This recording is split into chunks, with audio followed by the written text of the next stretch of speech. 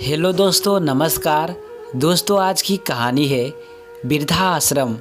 मैं आशा करता हूँ कि ये कहानी आपको ज़रूर पसंद आएगी, तो वीडियो में बने रहे। मालती जी का 33 साल का अविवाहित डॉक्टर पुत्र उनके साथ रहते हुए उनका बहुत ख्याल रखता था।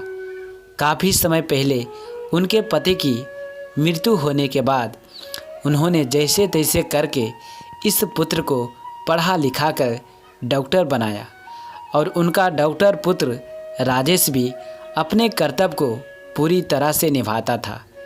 एक दिन उसने मालती जी से कहा कि उसे विदेश में ट्रेनिंग करने का मौका मिल रहा है और कुछ महीनों के लिए वो विदेश जाना चाहता है और तब तक के लिए उसने मालती जी का इंतज़ाम नज़दीक के वृद्धाश्रम में कर दिया था।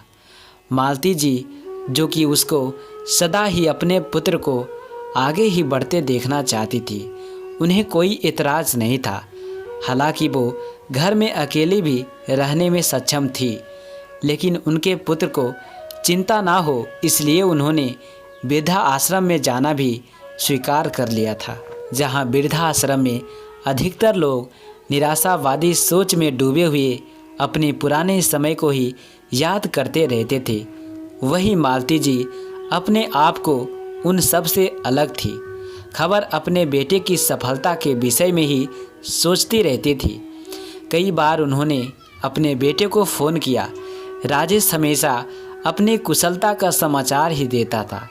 इस तरह राजेश को विदेश में रहते हुए 2 साल बीत गए, बस कुछ महीनों, और ऐसा वो हर साल बोलता था। और अब 4 साल बीतने के बाद मालती जी के मन में भी कुछ शंका का बीज जम गया। जैसे कि वृद्धा आश्रम के लोग बोलते रहते थे कि बच्चे ऐसे ही करते हैं, कुछ दिनों के लिए बोलते हैं और फिर दिन महीने साल यूं ही बीतते रहते हैं, लेकिन बच्चे उन्हें वापस लेने को नहीं आते। कोई वृद्धा आश्रम में 6 साल से रह रहा है और कोई उससे भी ज़्यादा सालों से। अब धीरे धीरे मालती जी के मन में भी निराशा का वास होता रहा। कोई कहता था कि ज़रूर तुम्हारे बेटे की भी कोई गर्लफ्रेंड होगी जिससे इसी शर्त पर शादी की होगी कि माँ तुम्हारे साथ नहीं रहेगी। ऐसा ही कुछ ख्याल अब हर किसी के मन में भी आने लगा था। और ये सब सुनकर मालती जी को बेहद दुख हो रहा था कि उनके बेटे ने उन्हें बताया क्यों नहीं।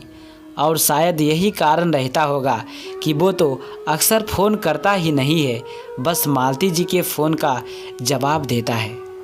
दुखी और निराश मन से उम्र बढ़ने के साथ उनको भी बहुत से रोगों ने आ घेरा।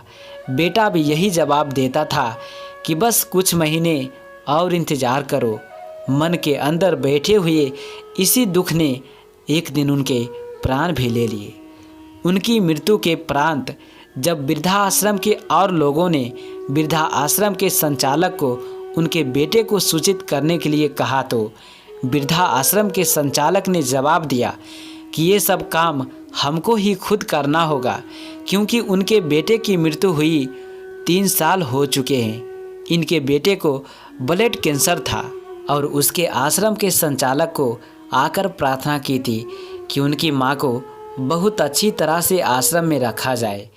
उनके पुत्र ने अपना छोटा सा मकान भी वृद्धा आश्रम की संस्था को ही सौंपने के लिए दे दिया था, क्योंकि वो डॉक्टर था, इसलिए वो जानता था कि उसे अब कितने दर्दों से गुजरना होगा और उसकी माँ अपने बेटे का एक भी दर्द सहन नहीं कर पाएगी और समय से पहले ही मर जाएगी।